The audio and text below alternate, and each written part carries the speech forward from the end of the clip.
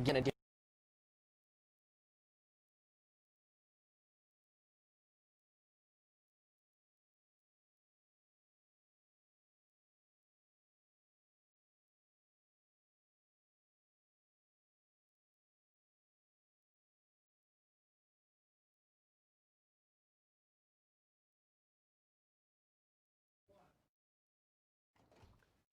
Welcome, everyone, to my town hall on climate crisis. I'm Congressman Jared Huffman. I'm delighted that you are joining me for what I hope is going to be a very informative and interesting conversation. And joining me for that, I could not ask for two better expert guests. I'm going to be joined by Gina McCarthy, who was the EPA administrator during the entire second term of the Obama administration. She was an assistant EPA administrator before that.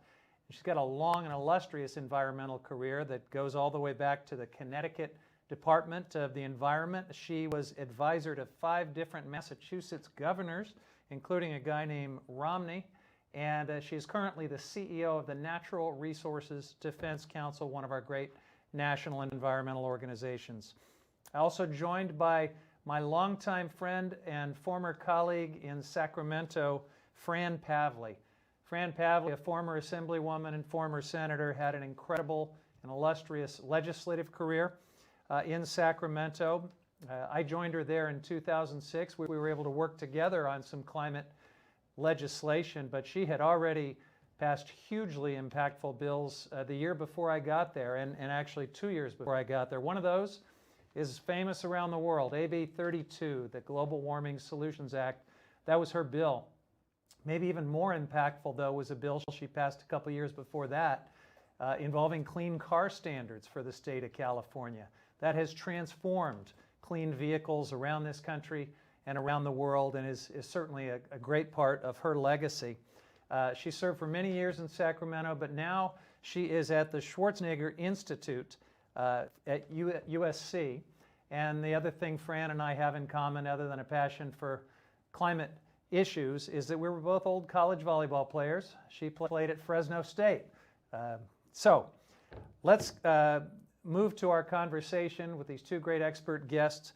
I'm going to try to set the stage for a little bit of a dialogue with them. I'll provide some brief opening remarks, and then I'm going to kick it off by asking Fran and Gina some questions.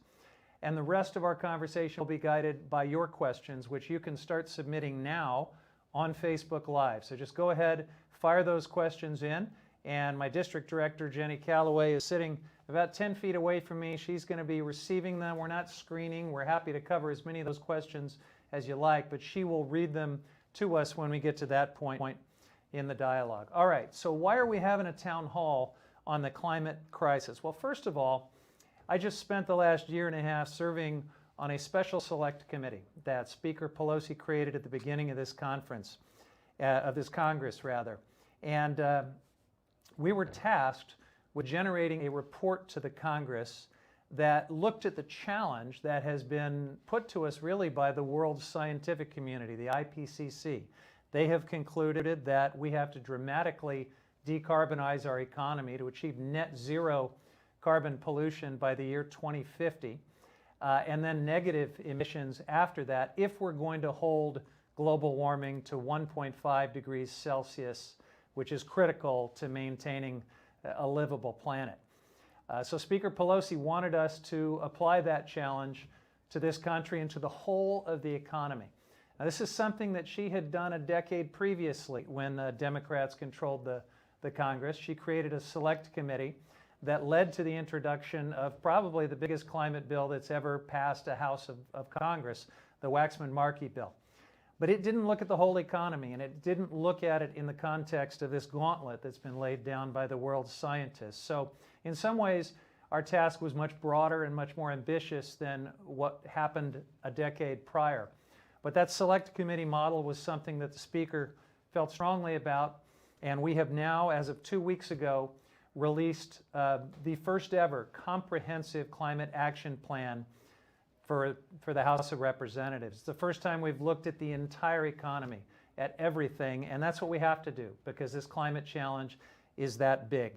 So it is a report, it's not a bill. So just to put it in context, the work of the Climate Action Plan will now be taken up by the authorizing committee of Congress, and some of that work has already started. In fact, also 2 weeks ago, the House passed a bill called the Moving Forward Act, a $1.5 trillion infrastructure package that reflects a lot of the recommendations and findings of our Select Committee and is very consistent with our Climate Action Plan. There is every reason to believe that the authorizing committees in Congress are going to continue building on our recommendations, that the next Congress and the next president will continue doing that as well. So I think this report that's out very recently puts out an important policy marker, and now it's up to all of us to try to put that plan in action. So I think it is very appropriate that we're having this conversation right now. The other reason we have to have it, frankly, is that this climate crisis is still there. I know we're all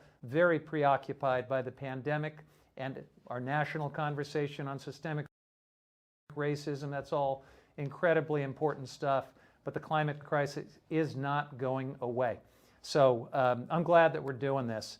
I want to provide just a few top lines from the Climate Action Plan, and then we'll get right into the conversation. So I mentioned how this committee was formed. We spent about 14 months having hearings, and as the IPCC called on us to do, the plan does in fact set us on a path to achieve net zero carbon emissions in the United States by the year 2050. It has a bunch of ambitious interim targets as well, things like hitting 45% reduction from our 2010 emissions by the year 2030. And negative emissions, of course, are going to be necessary after 2050 to hit our goal. Some sectors of the economy have specific targets. For example, we call for zero emissions in all buildings, residential and commercial, by the year 2030. Zero emissions from electricity by the year 2040. 100% zero emission vehicles in this country by the year 2035. Heavy trucks achieving zero emissions by 2040. And a complete elimination of all methane leaks in our natural gas distribution system within the next decade. Net zero emissions from our public lands and our waters by the year 2040. And a series of other sector-specific targets and interim goals. Environmental justice is at the heart of this climate plan. And there's a call for a recognition that EJ communities, frontline communities of color, have borne too much of the burdens of fossil fuel pollution, and that we need to put them at the top of our consideration as we think about citing investments in clean energy and enforcing clean air laws. There is a call for a national strategic plan for the resilience of frontline communities and vulnerable populations. And of course, we have to have a just transition for those who have fossil fuel jobs or are in communities that are going to be potentially impacted by the rapid move away from fossil fuels that is necessary if we're going to meet this challenge. Natural systems and agriculture are at the heart of this Climate Action Plan. So I'm pleased to say that it calls for the protection permanently of 30% of our lands and ocean areas by the year 2030. We know that nature is going to need these buffers for resiliency, and they will do double duty. They're great for the ecosystem, and they will help us sequester carbon. The plan calls for an immediate moratorium on any new fossil fuel development on our public lands and in the outer continental shelf. It calls for natural systems helping us draw carbon out of the atmosphere through sequestration. This is something that can be done powerfully through salt marshes, forest lands, and rangelands, as well as best practices in agriculture. The plan calls for carbon pricing, but more than just carbon pricing. We need to have carbon pricing in combination with a whole suite of other tools that include all sorts of standards and measures that we can get into more specifically. And the plan definitely envisions dramatic growth in the economy as we put Americans back to work in good-paying, clean energy jobs. We call for incentivizing domestic manufacturing in clean energy, innovation, and entirely new sectors that can be driven by this transition, things like direct air capture and low-carbon materials. We call for the protection of union rights and prevailing wages and other provisions to make sure that this transition to clean energy means good paying jobs. And we've modeled the benefits of this climate action plan, and the results are pretty exciting. When you add up the health and economic co-benefits of all the things that we call for, including an avoidance of 62,000 annual premature deaths from carbon pollution. So we're going to provide that amazing benefit. We will provide $8 trillion in health and climate benefits to this country through the year 2050, and after that, an annualized benefit, very significant, that will continue on. So that's just a little bit of what's in the Climate Action Plan. Let me bring our guests into this conversation now and ask, I'll start with Gina McCarthy, then we'll go to Fran Pavley. But Gina, you have seen the Climate Action Plan. I'd like to ask, what do you think of it in general? Why is it significant?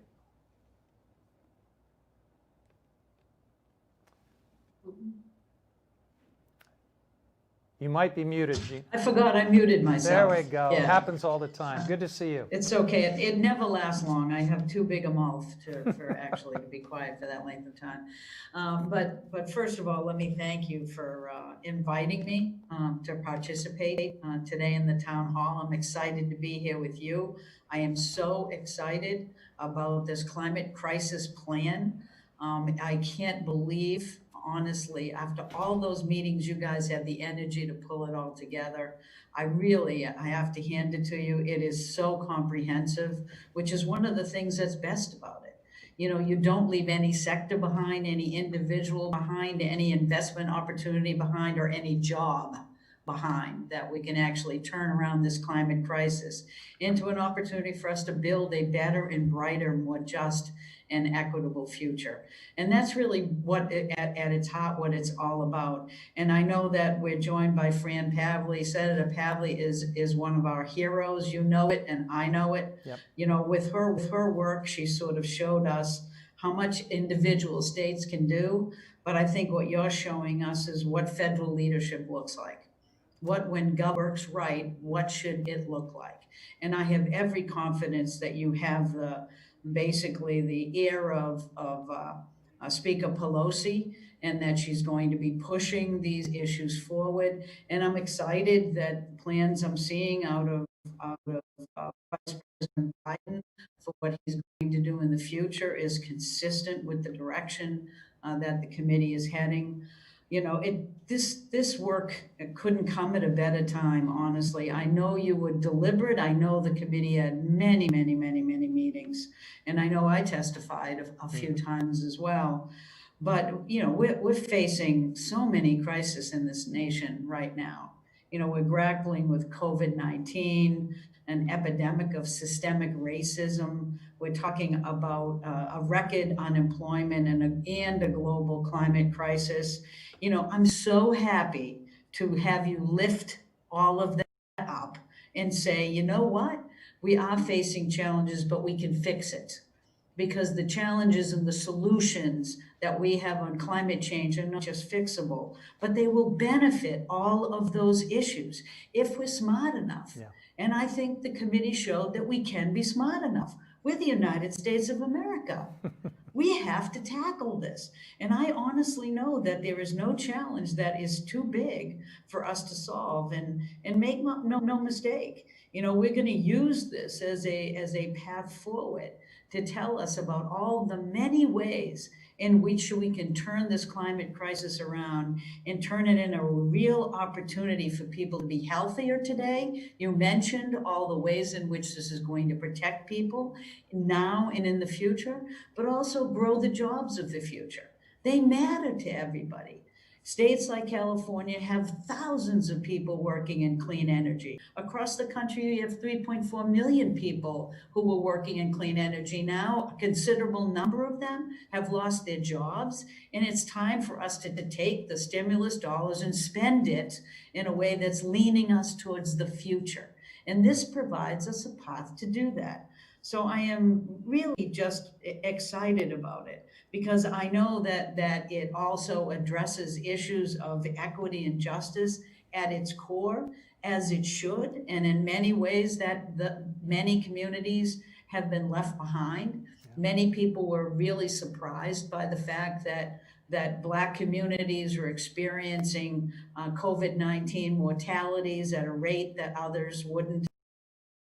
But if you've been in the environmental movement, you know that pollution always hits people of color first. Pollution always hits the poor. And so we are dealing with a number of problems, but they all come together to tell us that we have to change the way in which we're operating. We have to look at these things as an intersect and move forward as best we can. So I see this not just as a blueprint, but as a call to action. Basically, you're giving us a life preserver at a time when most of us feel like we're drowning. And now I know we can use this kind of approach that is comprehensive, that is systemic, that is hopeful, that is growing jobs, that is making people healthier, that is giving my children and grandchildren a brighter world to guide the path forward. And I think it's now or never, folks. This climate crisis isn't going away, and the longer we wait, the more difficult it becomes. So I am hugely excited to be able to be here with you and congratulate you and all the other members and Sharecaster for doing such an amazing job. So thanks very much. Well, thanks. I love the way you put that, and I agree that this plan is not only responsive just to the climate crisis, but it can help us respond to the economic fallout of this pandemic. It can help us respond to the systemic injustices and social justice challenges that we all want to face as well. While I turn to Fran Pavley and ask for her thoughts about this plan and this moment, maybe I can ask my staff to go ahead and post a link to the 500-page climate action plan for anybody who wants to read it. If you're watching this, you're on Facebook Live, so maybe my staff can just post a link, and those of you who want to read the 500-plus page report, we'll have that there for you. So, Senator Pavley, your turn. What do you think of the significance of this plan, and what can we do with it? Well, thank you and your whole team for spending the time on doing this. And Gina Mccarthy is absolutely right. In the midst of everything else, you could have dropped this, but it's so important to set this all up because I am up and up. Sorry, we're having a little echo. I think we're getting it fixed. Go ahead, Fran. I'm a very optimistic person, and I think next year is going to be a brand new year and a brand new start. And your hundreds, I didn't count them all. I read the summary version with all the pillars and the talking points, but the breadth of the policies that touched into environmental justice, which when we started out was something we knew about, but now we're a lot more knowledgeable, and everyone is engaged now in bringing up all sectors of the society. And it is a multi-sector problem and challenge. We didn't talk so much 20 years ago about adaptation. Now you have also the responsibility of worrying about mitigation and reducing emissions, but also adapting to climate change at rates that I didn't even see coming 20 years ago. We knew there was going to be sea level rise and volatile weather patterns and earlier melt of the snowpack and long periods of drought, and the list goes on, and the health impacts and extreme temperatures. We knew that, but I thought, frankly, it was maybe 50 years from now. But we've accelerated the pace. The United States is not doing its fair share. Thank you for allowing those of you who have defended us in states to move forward and not preempt our ability to protect the health and safety of the people we represent in our states. And thank you to local governments and many activists probably who are listening to your show right now or your presentations right now. All really important. So we have a big job ahead, and so let us know how we can collectively help. But I wanted to just sort of go back in time a little bit. You didn't mention, Jared, my secret to success in the legislature. I taught middle school for 29 years. Of course, yeah. And I was a history teacher. So I actually could communicate with people on a very a good level as far as making sure people understand things. So one thing we did back then is had Union of Concerned scientists write in-depth reports in our state alone, what would be the impacts for climate change. in climate change, so that I could go to a people in a district that doesn't understand or doesn't relate to global problems, because they are representing people that have real problems, day-to-day problems. They can't pay their rent. They're looking for a job. So making it relevant, and in California, as you know, probably the most relevant aspect that people care about relating to climate change, maybe depending upon where you live, is related to air pollution and health impacts. If you live in the Central Valley, places like Fresno, 1 out of every 5 kids carry an inhaler to school because they're asthmatic. Well, these warmer temperatures, longer nighttime temperatures, are making the conditions worse. That's a problem. I grew up, it's my background story, I grew up in the Los Angeles area in the 50s and 60s when smog was absolutely horrible. And the state responded by starting what was turned out to the first Air Resources Board, started by Governor Ronald Reagan. I like to throw that in just for historic purposes. And so then the passage of the Federal Clean Air Act in 1970 came about. Who was president? Richard Nixon signed that, and we're getting ready for the 50th anniversary. That was important. So the tie into climate change and air pollution always resonated in our state, and that's maybe not true of every state, but in every state there are specific areas of importance that have to have your attention. And your challenge, I think, nationally is having even a broader scope of challenges and opportunities, in how to address this. So we have sort of seen, whether it was the tailpipe bill or AB 32, but by putting a cap on emissions and a required rollback with not just aspirations, but targets, enforceable targets, made the difference. And I can't tell you how many business leaders told me, we're here in California today, whether it's solar companies or whatever, not in spite of your standards, but because of them. Right.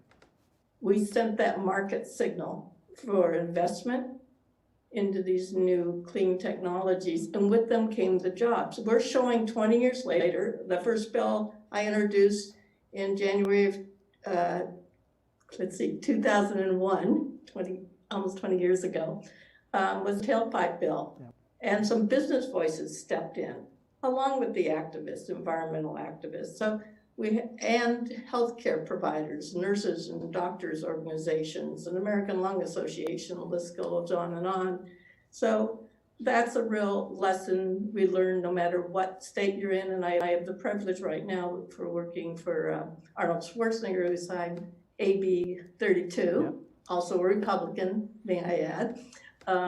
We're working with some other states who are adopting policies. There's almost like 10 states that have adopted now 100% renewable energy policy. We started in 2002, and your challenge will be, you have to accelerate everything. We had a 20-year head start on you, and we're still trying to catch up, and we're still not going fast enough. But we're doing a better job on looking at workforce transition and making sure these benefits help everyone in California, and we don't leave people behind. So thank you very much for allowing me to participate in this discussion today. Absolutely. I'm from Southern California. Oh, we allow some Southern California participation once in a while, Fran, so thank you. Let me drill in on one of those specific areas you mentioned.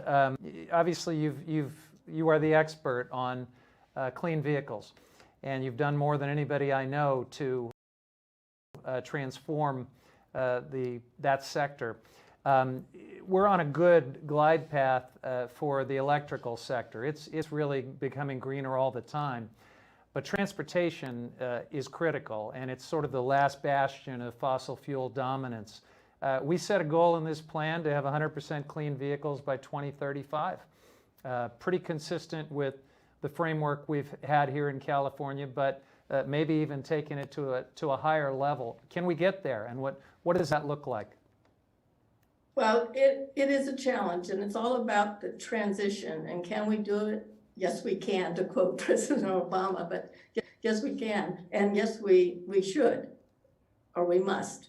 So we're seeing that now. We're having a pushback right now, unfortunately, a little bit from our friends with the automobile associations who ended up in the long term supporting our emissions reductions and making cleaner cars and a broader choice of cars for consumers. They could have, yes, still drive their pickups or SUVs, but they were going to be cleaner, more energy efficient, saving them money at the pump and helping clean up the air. But then it challenged them, and then because we were looking at fleet averages, they started building electric cars and successful at it. And who wants that? Well, not just people in California, but you're seeing global interest in this. There's a market up there, and we know there is. So our challenge right now is to make electric cars vehicles available to everyone, regardless of where you live. There's now a push by Uber and Lyft to make all theirs electric. It's a transition. And we know the Resources Board, amazing decision just a few weeks ago. All the advanced trucks, clean trucks law will be transitioning in. Now, new trucks beginning in such and such a date. And when you your car or your truck is no longer operable, then you must buy a new clean one. We're seeing that push continue. And again, we're sending the market signals. We have an Air Resources Board, second to none, that can enforce this. And now working with local people and all communities, people want this. And I'll end with one last comment. This is a success story in Los Angeles. The LA Metropolitan Transportation Authority will have all our municipal buses operating on electricity. But here's the good news. It wasn't just a aspirational goal. People went out and secured 2 companies, Proterra and BYD, to come into Los Angeles area because we were creating the market, and we're manufacturing those electric buses. So great. People are being hired to build them. And so you're getting this win-win. You're cleaning up the air, providing jobs, and we see that % renewable energy is attainable. It's going to be challenging in the transportation sector. We have to do it because 40% of our emissions, climate emissions in California, come from mobile sources, fuel and cars. Good, appreciate that. And I know Marin Transit here is putting 2 of those, one of each from the 2 companies you mentioned into their fleet and seeing which one performs the best. So thanks for that. Let's go ahead. Yeah. Oh, I'm sorry. Go I'm ahead, just going to weigh in just a second on the car issue because it's something that I'm a bit familiar with on the federal level, and I just want your listeners and the folks attending your town hall to know that there are a couple of really critical things that we have to protect. One is the California waiver. This administration is challenging that, and it is California's right written into the law. And so we feel very confident that we're going to participate. We being NRDC is very eager to make sure that never is lost because California has been such a leader on air pollution, including the transportation sector and well beyond. But it's also important for people to know that there are many other states now that are looking to join California. Well, a dozen have already done it, right? Program. That meant over a dozen now, actually more than that. But that will keep continuing because one of the things I think we get caught up in, because we watch TV, we read the newspaper, and it's all depressing stories about the federal government and what's getting rolled back. Well, I want people to stop paying that much attention to the downer part and start thinking about what states like California are doing and what other states are beginning to do in cities, because it's really quite remarkable.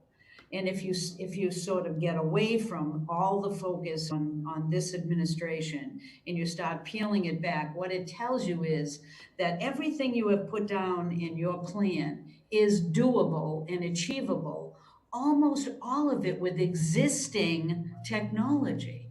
The key issue is that if people stop sitting on the sidelines, and start recognizing that it's here for the taking and you should be demanding it. Who wouldn't want an electric vehicle if you don't have to go to a gas station and you don't have to make repairs of that vehicle? Only people who've never driven it are going to say they don't want one. And as soon as you drive it, you're going to say, I want one, right? And so I think that it's a remarkable opportunity for us to stop thinking in such boring traditional ways and start thinking about the next generation and what they want and what they need, and getting excited about the opportunities that these technologies offer to us. We should never have to have this plan if everybody would just invest in the cheapest, best technology available. We're done. It's there. Because it exists. Yeah. And as Fran said, it sends the market signal that, oh, I'm going to beat that, I'm going to get better. And all of a sudden, that's how you regulate, right, Fran? You regulate to the extent that you send enough of a market signal that all of a sudden the investments flow and you step back and go, whoa, whoa, whoa. And nobody was hurt. Everybody was benefited. Thank you for bringing up that waiver. I try to explain that to people. California is unique. We have special provision in the Federal Clean Air Act approved by the federal government to sort of be your laboratory for the country and experiment with reducing pollution from automobiles. This is at stake. It's going to the New York appellate courts, I think, coming up real soon. We could lose that. It would take away our ability to do that. And then we're left with whatever the federal government wants, the lowest standard. And when I talk to people, no matter where they live, Gina, and ask them, would you like dirtier air and pay more money at the pump? They all say no. And that is not a unique position for Democrats or Republicans. That's right. It is a universal issue, which is why, I've worked for six governors, 5 of them were Republican. And I've done an awful lot in this field and nobody challenged it because none of them ever put their hand up and said, I'd like dirty air in my neighborhood, please. It was all about, can you deliver it in a way that is going to be acceptable for people? Right. That way you're improving, where you're making people healthier. I honestly think the issue of climate change has been a little bit of a disadvantage because the environmental community has talked about it as a planetary problem. When I keep telling people the planet doesn't give a damn if people are in it. People care if people are in it. It's not a planetary problem, it's a people problem. And people can fix this. So I'm just really excited and there's so much that we can do together already. We just have to get out of the doldrums and say to ourselves, okay, let's just pick ourselves up and move forward and invest and find the best ways to make things happen. And we can do that. Fran and I were both around before that happened in the 50s and 60s. And God damn it, we did really well. And pardon me for swearing. That's okay. We did really well between then and now, and none of us are going to let that go backwards. Amen. Amen. Well, let's talk about those price signals that you both just mentioned. Okay. And this gives us a segue to some of the questions we've started to get on Facebook. One of our viewers wrote in, quoting a Washington Post editorial over the weekend that criticizes the Climate Action Plan from the Select Committee because it mentions carbon pricing, but it mentions it sort of in a less than dominant way. And the thrust of the editorial was that carbon pricing is the best and most transformative thing that we can do. It should have been right up front, and we should do that maybe in lieu of some of these other things. Now, I happen to disagree with that. I don't think carbon pricing, as important as it is, and I'm for it, I don't think it's a silver bullet. I think you have to do it as part of an all-of-the-above approach using standards and command and control regulation in places, or else you're not going to get there. But I want to invite both of you to speak to that, which is sometimes put out as a trade-off between a carbon tax and regulation. Do you think the plan got it right in calling for both? Did you say the Wall Street Journal? Sorry, no, the Washington Post. Washington Post. You would expect the Wall Street Journal, but no, this was the Washington Post. Okay. Well, I Yeah. wouldn't have expected either of them to write it. But can I just say, carbon pricing is not my favorite thing. When it can be useful, but it needs to have really good complementary policies so that all the burden doesn't go on the folks who can't handle that burden the most, which is our low communities and our people of color. And so it's challenging. But the most important thing to remember about carbon pricing is the price needs to do something to the market. And the oil market is not susceptible to change with a price on carbon. And the Washington Post and the Wall Street Journal know that. Yeah. So it's not the panacea. We have to more personalize these issues and make people's lives better, not expect that at some high level there's a bunch of people thinking big thoughts and imposing them on us. We want to be part of the answer, and we want to feel and touch the actual solutions. So if carbon price was the only thing we could do to avoid a world of sacrifice, I'd say, oh, I guess we have to do it. Let's be careful about it. But we don't have to. That's not what this is all about.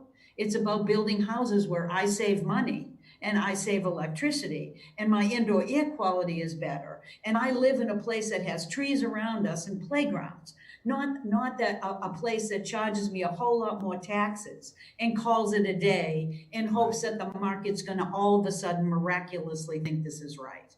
It just doesn't work that way. Yeah. You know, I honestly think the Yellow Vest movement in Paris was a really good example of a carbon price that never, ever was explained to people. Like Fran said, you got to talk to people about what it means for them and why it's a benefit to them. And if you just all of a sudden start doing all these fancy, big federal things, you're going to miss your ability to engage and excite people in the process as well as the outcome.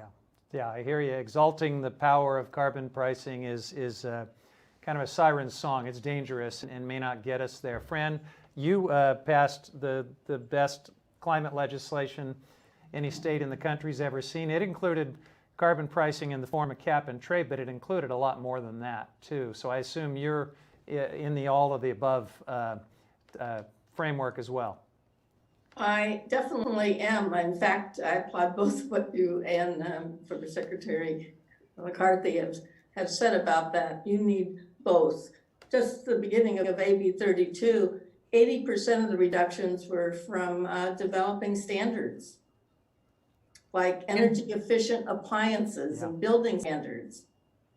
At first, everyone was concerned, boy, would the price of my refrigerator go up if you made it more energy efficient? It turns out, well, your refrigerator price maybe went up a little, but what you saved in energy costs was a lot. Yeah. And they're incredibly, Energy Star logo programs, they're incredibly supportable.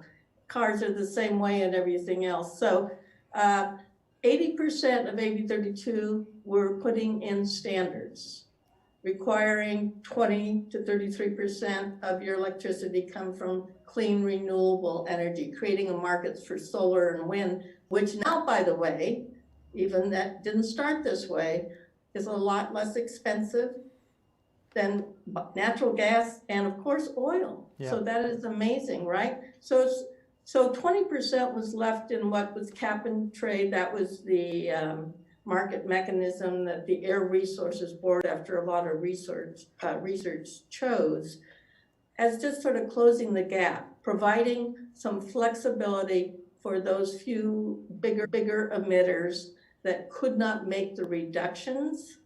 And so they had to purchase some allowances or permission to permit. There are some carbon intensive companies that we haven't figured out how to help them yet. Yeah, Cement heavy industry is food tough. processing and things like that. So it's a combination of, but you have to have the other side. Because I'm with you, just putting a 50 cent a gallon tax at the gas station, we've seen our own oil companies jump up and down by $1. It right? won't do anything. Not affect things. So I hear you. Well, your point. Penalizing people and letting the emitters off the hook is the wrong way. Your point about the power of technology-neutral performance standards is very well taken, and you did that with cars. I tried to do, remember when I tried to do that with light bulbs? I passed a piece of legislation that said this to try to do to light bulbs what you did to cars, and we did it. And now we have cheap and ubiquitous LEDs and wonderful lighting products. But we've gotten a lot of partisan resistance to efficiency standards that didn't used to be there. That used to be something we could do across party lines.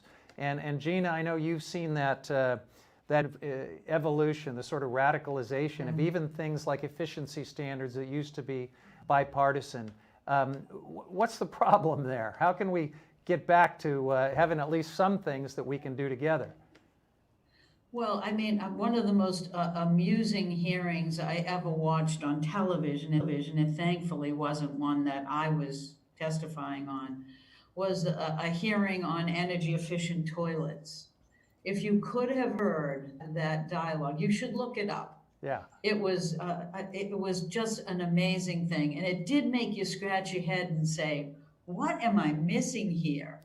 You know, we face a lot of challenges now in Congress. We face a lot of challenges with the fossil fuel industry, having spent a great deal of their resources first denying that climate change was real, and now trying to sort of support leaders who continue to want to deny it or just don't want to do anything about it. And so it's extremely discouraging for most people and for young people in particular. And so I'm spending a lot of time telling young people not to give up on democracy. Yeah. You know, it's really just all about all of the challenges we have with keeping money out of it, which we have lost some key issues on that, and we have to get it back. But I think a lot of it is about engaging people from the grassroots up to start engaging.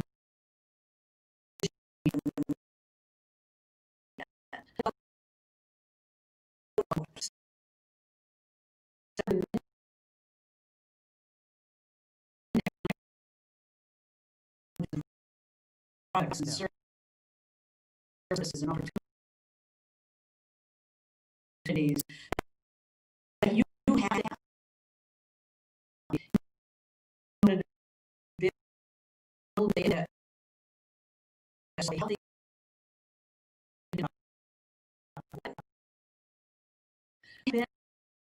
as demanded as a population as we have to be in order to be heard. And how does that just, you know, get people organized and recognized. And so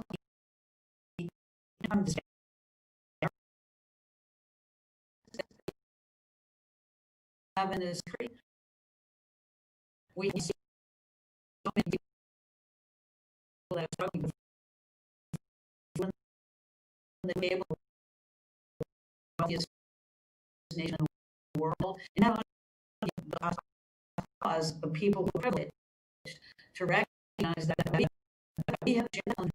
We need to open up our opportunities to colleagues who are black, people of color, and to the poor communities. And a lot of it's a system where we can't balance. So all of this level. Climate action talks about. I was selecting the person we absolutely described one court land. Let me my director a few questions in from Facebook. We've begun to reserve. Go ahead. Well, you guys are keeping excellent pace with what the questioners are asking, because the last question was really asking about the people of color that disproportionately affected. So that was perfect. Jennifer Savage wants to know, given how critical and vulnerable our oceans are to climate change, what steps are being taken to protect them from the worst impacts? Yeah, so our oceans are a big part of this, and I did allude to this a little bit in my opening remarks, but look, it starts, I think, with we got to stop making it worse. So I'm really pleased that there is a complete moratorium for the entire outer continental shelf. There will be no new fossil fuel development if we put this plan into action and start. Obviously, got to further. We've got to look at the fact that climate change is already affecting fisheries, for example. We've got shifting stocks from climate change. We're going to have to incorporate climate change into the way we manage fisheries. We're going to have points of refuge throughout the ocean so that the ecosystem can heal and be resilient and adapt. And so national marine sanctuaries and other protected areas are called for in this plan. Certainly, let me also mention blue carbon. So when we talk about the ocean helping us draw down carbon and sequester, we're talking about things like seagrass and salt marsh. We don't have a lot of mangrove habitat in California, but mangroves are powerful drawers down of carbon. And these things, these blue carbon resources, if we can stop allowing those habitats to be destroyed and start restoring them in many places, in some cases they can sequester carbon even more powerfully than anything we can do on land.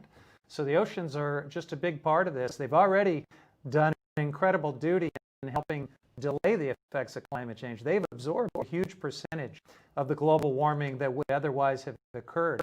But we're at the point now where the impacts are overwhelming, acidification and warmer temperatures driving algal blooms. So we're going to have to think a lot more about our oceans. Let me see if either Gina or Fran want to add anything to my long-winded response about oceans.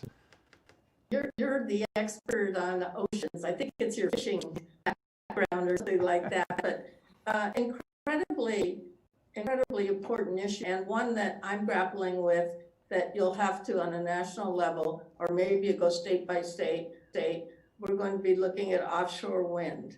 Yeah.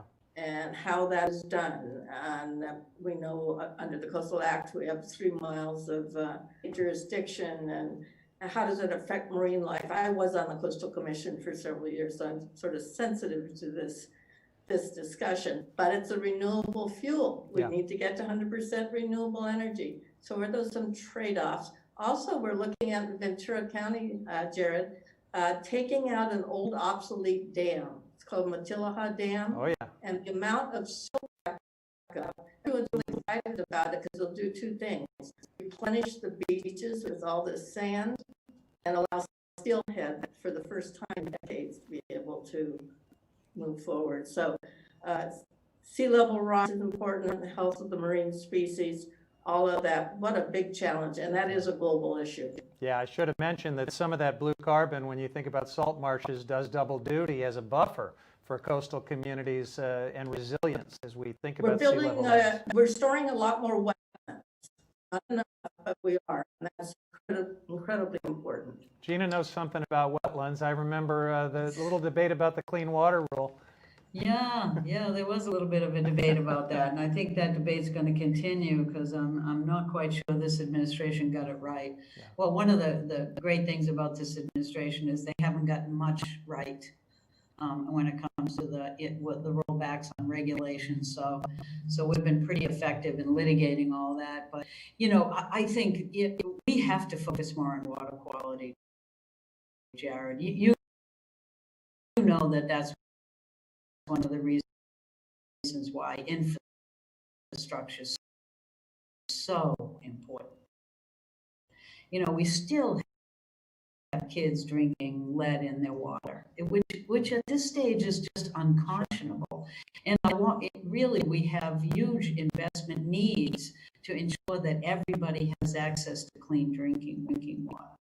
And one of the things I wanted to mention on oceans that's a little bit different than how you've been talking about it, but what really fundamentally bothers me is the fact that fossil fuel companies have now been basically focusing on significantly increasing their investment in plastics manufacturing. Oh, yeah. And that's in areas of the country like really need jobs. We have high companies of cotton. And plastics plastics in the ocean is just one of the issues that fundamentally is done wrong. You don't have to study about it. Yeah. You have to say, what happened to us? What are we thinking? So if we expect to protect the oceans, and we expect to have oceans that can hold carbon, we have to look at fossil fuel companies just because they're not selling as much in power, in power generation. They can't stop putting it all back at us in plastics. People don't realize that the reason plastics break down is they're made from fossil fuels. We have to connect dots, and we have to figure out that this industry is not the horse we want to continue to run, and work in a transition just and equitable for the people working in those areas. But we can't allow this to. We have to have a much smarter way of addressing these challenges and our resources. And water is an area that has been very severely disinvested in for so long, and we have to get it back. Thank you. Thanks for bringing up plastics. It is also in the climate action plan. We do talk about materials and recycling and all of the upstream work to just dramatically reduce our reliance on plastics. So I appreciate that. A new question, Jenny. Okay, so Gina wants to know, what about helping schools, especially high poverty schools that may have a hard time doing the matches for grants? How do you help them buy electric buses? So I think this is a school bus question. Fran, do we have any incentives for? It could school bus question, but also a resiliency question. And shops and kids being sent home from schools. We need to really invest through either bonds or other sources of revenue, not taking money out of the classroom, but in updated HVAC systems that are woefully inadequate on air pollution issues, ability for kids to stay in their schools and use it as a community-based resource center in the event of shutoffs or fires. Something I think in my area, local CCA is sort of thinking about that. And also making sure that there's EV infrastructure at your schools. We've done that in most of the high schools. I have a local district near me called Oak Park School District. They're 80% off the grid. Wow. I have 100%. And they're saving now, and it's $500,000 a year that goes into a fund for classroom supplies. But the place to go is Clovis High School District or Clovis Unified School District outside of Fresno. Completely off the grid. That's awesome. Yeah. And it's just a smart way to do business. So you have to either find that seed money, join with your local utility for a startup or some businesses. Once in a while, you'll find local willing to pay a little more on an assessment bond thing. I think this is the future, and it's certainly a training ground for kids as well. And if we can double it in with as a climate resource center in the event of extreme heat events or power shutoffs or wildfires, it could be a win-win. Great. Thank you. Jenny? Okay. Tony Crabb wants to know, any thoughts on how to handle the orphan and failing fracking wells that are currently putting large amounts of methane into the atmosphere? Assuming the taxpayers have to foot this, the possibilities of taxing natural gas to pay for cleanup costs or other costs for recovery. So this is a timeless question. I think there was a story in the New York Times just a few days ago about the collapse of all of these undercapitalized fracking companies all over the country right now. Turns out they're not very good stewards, and they don't keep their promises, and they're leaving behind all sorts of leaking wells and infrastructure that probably the public is going to have to take over and fix. Now, that presents all kinds of challenges, and I'll ask Gina McCarthy because I know that at the federal level she was very involved in these policies. It's a little different when you're talking about natural gas facilities on public lands because federal law does require usually rigorous bonding and other remediation commitments so that you don't have just orphaned facilities. But all over Texas and the Permian is on private land. A lot of it is in states that don't have these rigorous bonding requirements. So we're going to have to tackle it. But I would say that in the Climate Action Plan, we talk about how, as serious as that crisis is, it's kind of an opportunity because these are ready-made jobs in communities that are going to have displacement from our transition away from fossil fuels. So we can put a lot of these out-of-work fossil fuel workers back on the job helping these facilities. Then we just got to look for a way to have industry pick up the tab. Gina, what do you think about this? Well, you know, it's been a real mantra since even the first Earth Day that polluters are supposed to pay, not the rest of us. And I think I saw the story and it had a little video so you could see the methane that's being emitted, and it was really disheartening. You know, it was one of the things we felt like going over finger and going, stop it, you know, and really the only thing that I've seen that's creative is what you're discussing, which is let's put people to work going right out and getting at those. The problem with fracking all over the place is it's been a lot of cowboy activity, really not big companies that have large assets that can handle a down economy like ours. People abandoning them and walking away. There is no really good system that is requiring them, like in other industry sectors, to be able to clean up after themselves. And because the Congress has taken away a lot of authority for an agency like EPA to go after that, like we do with Superfund, we sort of have our hands tied. And I know that there's some language that's being proposed in some of the bills, and I think it's discussed here, to restore that again. You know, it's in this actually. Your committee recommends that we no longer be precluded from regulating the sector.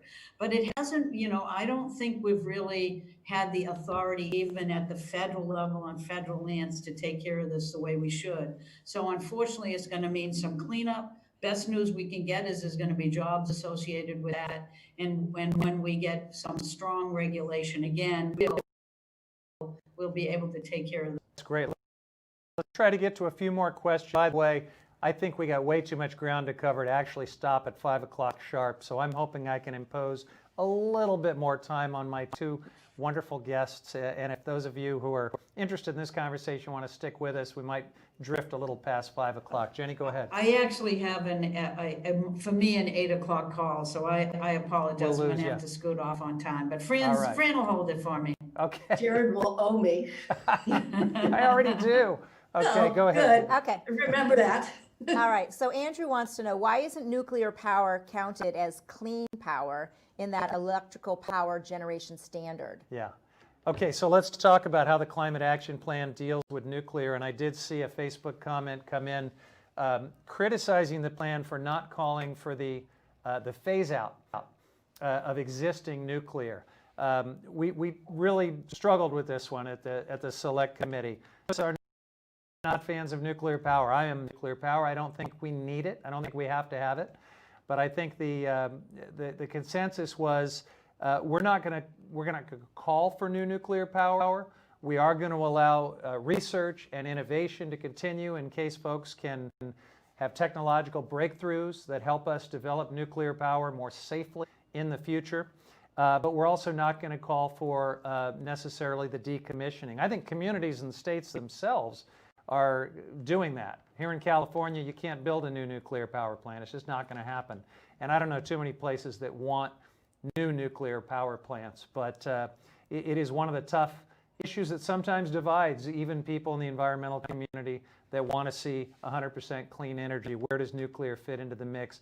I think the good news is solar and wind have gotten so good, and grid operators like the ISO have gotten so good at balancing the grid with these, you know, what used to be disparaged as variable sources, that we need a lot less nuclear for sure to meet our goals. I'll invite Gina and Fran to chime in on nuclear, though.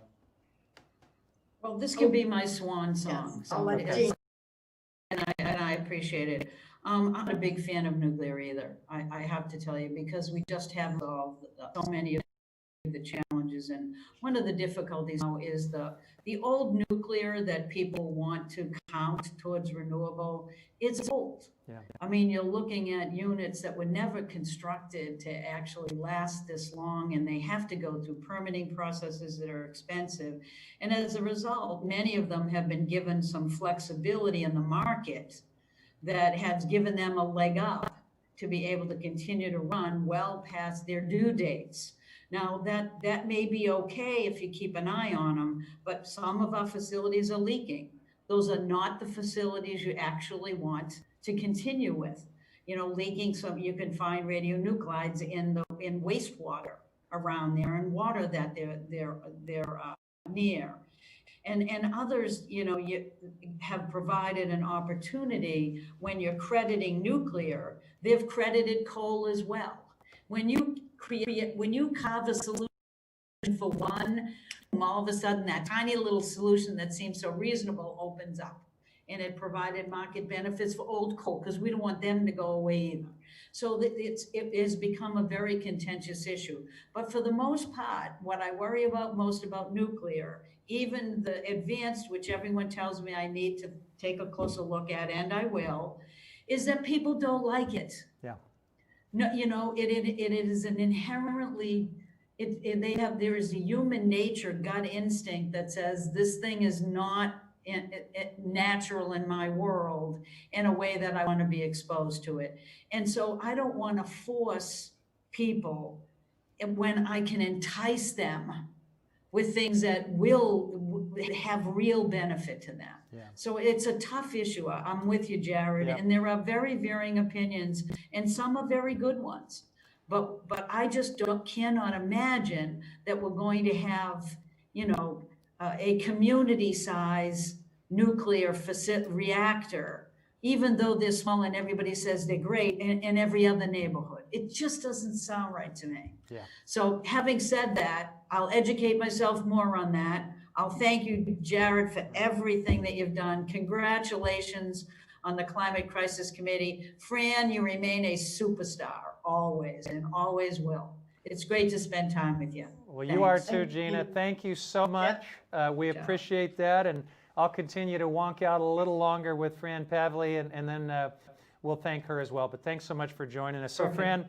Fran, nuclear power, you heard Gina and me, and you know, we'll certainly keep studying and researching, and nuclear fusion will always be 30 years away. But what are your thoughts? Yes, well, in California, you're right. Just 20 years ago, we had 3 plants in operation. I remember the one in Sacramento was closed down.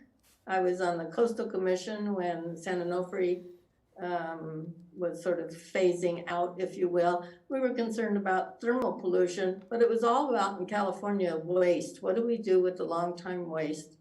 Where do we send it to? And now that we're trying to clean up, here's where the problem lies, San Onofre and potentially the one on the Central Coast, is no other state wants waste.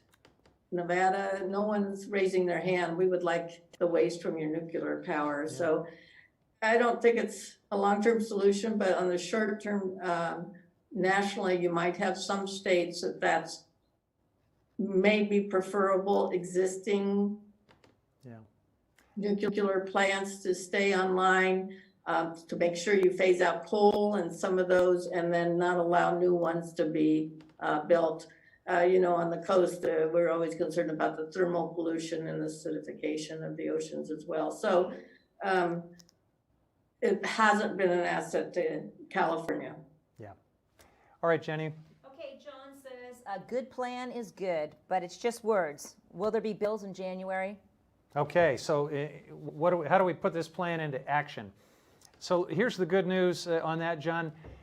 We've already begun to do that. I mentioned the Moving Forward Act that passed out of the House of Representatives 2 weeks ago. It includes a bunch of the recommendations and policies from this climate action plan. That is not an accident. We've been coordinating with the authorizing communities as we go forward. We're starting to see other bills introduced. And so I think the answer is yes.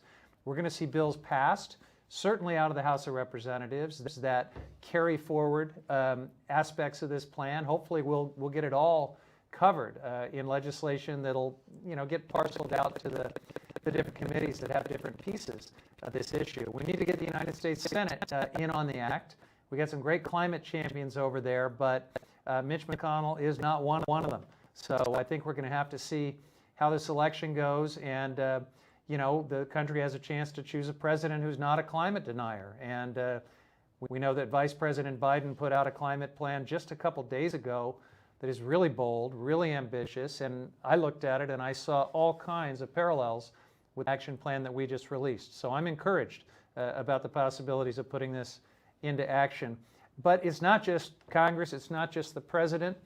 There are parts of this plan that will need to be taken up by the private sector, that'll need to be taken up by states and local governments. And Fran, maybe you can talk a little bit about how that so-called subnational contribution is so critical to getting us to our goal.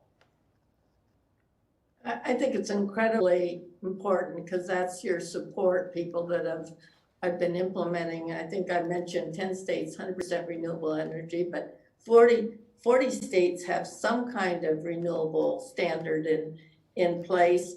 Some is not enforceable, but what they're proving is that the cost can be driven down so it's competitive, which keeps other energy more competitive as well.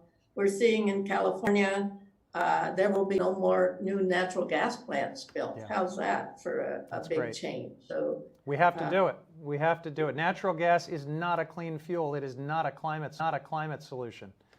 So here's the exciting thing in Ventura County. The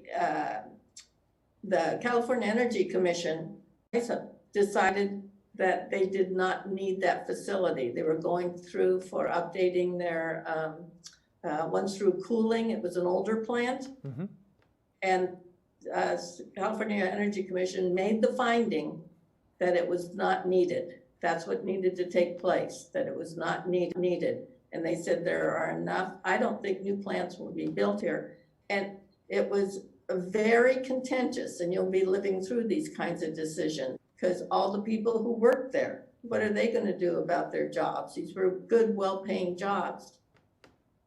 Well, there were lawsuits, ended up winning most of those in court, but here's where the solution came from. A battery storage company came in, bought the site, building a facility, and there's workforce transition already going on for past employees to be in this new cleaner field. And boy, do we need storage, because that's the solution to your microgrids, Jared, for solar storage and everything like that. So we're seeing storage maybe replacing natural gas, which has been considered the transitional fuel or the bridge, if you will, when the sun doesn't shine and the wind doesn't blow. Well, I love it when those synergies line up, and you sharing that just makes me think back to our time in the state legislature a decade plus ago.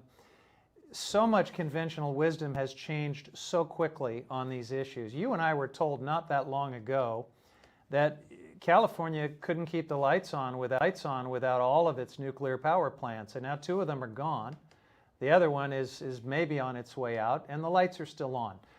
We were told that natural gas is going to have to be an even bigger part of our energy portfolio to ever make this balancing of solar and wind and hydro work. And now you're seeing natural gas plants like the one you just mentioned deemed not necessary by California grid operators. So are you as struck as I am about how fast some of these canards and old conventional wisdoms are falling by the wayside? I have been along this journey for 20 years.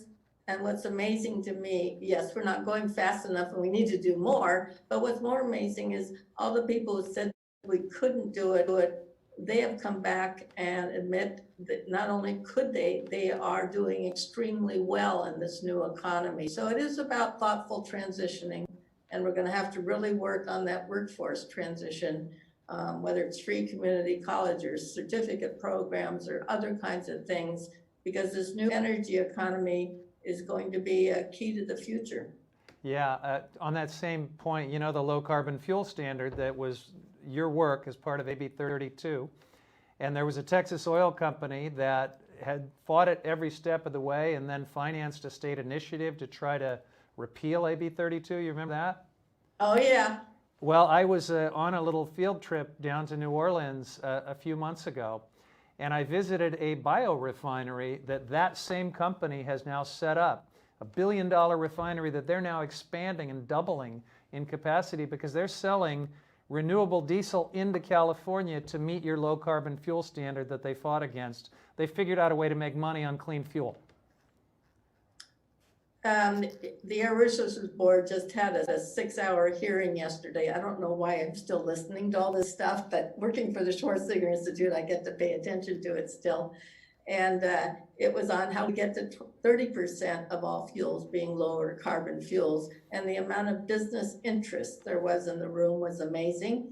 And here's one more success story. About 2 years ago, there was this little small oil refinery down near the Long Beach area, but in a smaller city, disadvantaged community where they put polluting things like that. And people came in and bought it. They were called Alt Air. They've changed their name. They came to California because we were creating market for alternative fuels. They came in, bought out the oil refinery, put back in a biofuel refinery, retrained the workers, and then got a big contract from United Airlines for biofuels. That's right. They're doing it with restaurant grease, right? I think I know that facility. Yeah, That's good stuff. I mean, that's the kind of success stories, but it's hard. So the challenge is transitioning, and we know we need to move forward. And I think your biggest challenge is every state is different. Yeah. And I don't know if this is advice or not, but maybe it's sort of like our different cities or our different regions. What works in LA is not maybe that works in Marin, but to provide that stability and not preempt states or locals from meeting or exceeding what the federal government's doing. Right, right. Well, I think we can do one last question. This is just a great conversation, and I hate to end it, but we promised we would end it at some point. So let's do one last one. All right. So Patricia Ravitz from Sustainable Nevada asks a great last question. And that's, please be sure to let us know what we as individuals and local activists can do to lower our carbon footprint. So well, that's a Fran Pavley question if I've ever heard one. Fran, what can the good people of the 2nd Congressional District do to lower their individual carbon footprint? Boy, a lot of things. You can vote by mail, and that will save you from driving to the vote correctly. Might save our democracy too. Go ahead. No, what I try to think about that every time, because you always kind of have to sort of model what you're trying to do. And so I keep wanting to put in solar and storage so I can use that kind of energy 24/7, and that would be helpful. I have moved up, and now I have a plug-in hybrid, so I'm partially there on getting to the zero electric vehicle. I still have a range anxiety here. Walking more, I mean, all those simple things, actually making sure appliances are energy efficient. And what I tell a lot of people now, if you can and you can afford it, shifting to electrical appliances instead of relying on natural gas should be right up at the top of your list. And the natural gas companies are really getting aggressive in local governments now on stopping them from passing rules and laws that move us towards clean, renewable energy. There's a real competition in this transition. So stay engaged in your local community, whether it's schools or houses of worship, and thinking what your town and local area can really accelerate change throughout your city and your region. Yeah, that's good stuff, Fran. I appreciate it. I think get an electric car if you can. I just got my first fully all electric, and that range anxiety really doesn't exist now. You got new vehicles with a 250 to 300 mile range, and they're just wonderful. So I'm liberated. I'm cutting the cord with fossil fuel. We can think about daily choices that we make that reduce food waste. Fran mentioned natural gas. We need to really think about that too. I think the transportation side, where we're still way too dependent on fossil fuel, and then the different ways in which we use natural gas. We got to tackle those two top priorities. Solar hot water heaters work beautifully. You don't really need natural gas to heat hot water, and we've got the country's greatest solar hot water rebate program because of a bill that I authored when I was working with Fran Pavley in Sacramento. You should check that out. And the cities around California and other places that are setting new construction standards that prohibit natural gas lines into new construction, that is where we need to be. And I think your local government leaders that are trying to put those new standards in place deserve your support. I certainly support them in that direction. But that's a lot of ground we have covered. Let me thank you, my dear friend Fran Pavley. It's great to see you again. You're such a star, as Gina McCarthy said, and I hope we can do something like this again sometime. I definitely owe you. And in a couple of weeks. Oh, that's right. I'm already returning the favor. Yes, that's right. But also thanks to everybody throughout the 2nd District, maybe a few beyond, that have joined for a great conversation. I really appreciate it. Take care. And I love your district, Jared. It's just gorgeous. Well, they love you too. Come see us when this crisis is over. Yep. Thanks, everybody.